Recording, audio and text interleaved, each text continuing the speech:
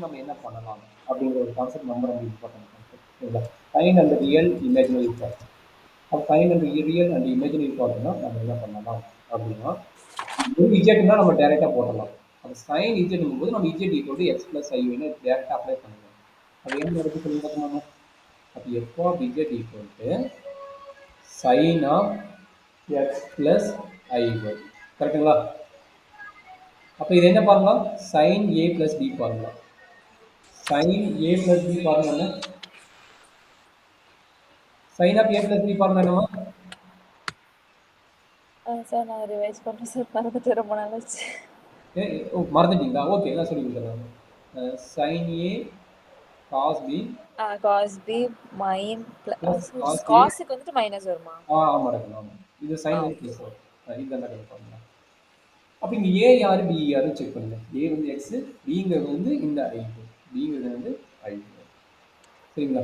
அப்போ என்னாச்சு, that is equal to sine x cos of i y plus cos x sine of ஐஒய்னு. இது நடக்குது ஐஒய்னு வருது. இது எப்படி நம்ம ரன் பண்ணுறது அப்படிங்கிறது நம்ம பார்ப்போம் சரிங்களா. அப்போ இதுக்கு இந்த ஃபார்முலா ஆக்சுவலாக வந்து இது ஹைப்பர்போலிக் ஃபங்க்ஷன், இது வந்து சர்க்குலர் ஃபங்க்ஷன். சைன் காசு டேனு அந்த 6 ஃபங்க்ஷன் இருக்குல்ல, ஆக்சுவலாக வந்து ட்ரிகனாமெட்ரி ஃபங்க்ஷனு. இப்போ நம்ம எழுதுறது பார்த்தீங்கன்னா ஹைப்பர்போலிக் ஃபங்க்ஷன்.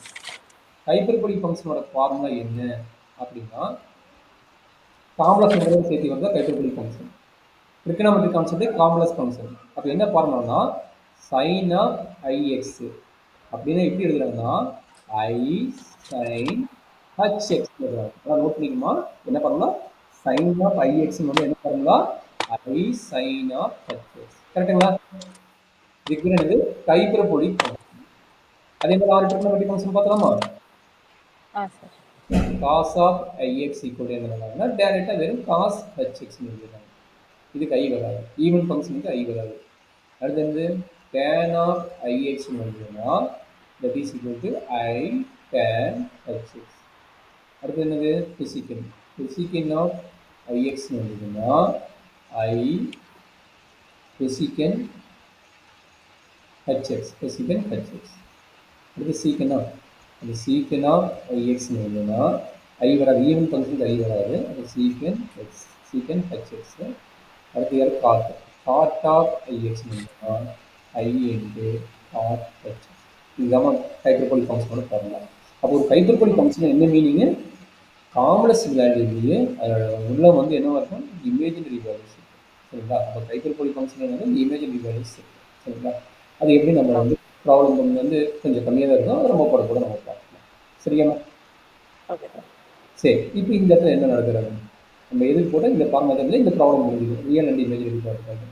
அப்போ என்னாச்சு, எஃப் ஆஃப் இஜெட் என்ன ஆகும், f of z equal to sine x into cos h y plus sine of i y என்னதுலாம் ஐ முன்னாடி வரும். அப்போ i into cos x into sine h y, sine h y okay அவ்வளோதாங்க. அப்போ பார்த்தீங்களா, அப்போ இந்த ஃபார்முலா தெரிஞ்சது ஒரு ரியல் அண்ட் இமேஜினரி பார்ட் நம்ம ஃபில் பண்ணுறது.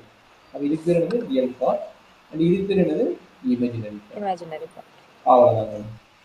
சரி, இப்போ நீங்கள் இது இருக்க ஃபார்முலா ஒன்று கொடுத்துட்டேன், ஆனால் நீங்களே இன்னொரு ப்ராப்ளம் போடுவீங்க.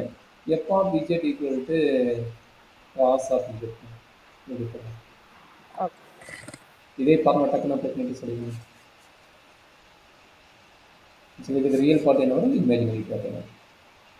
ஓகே.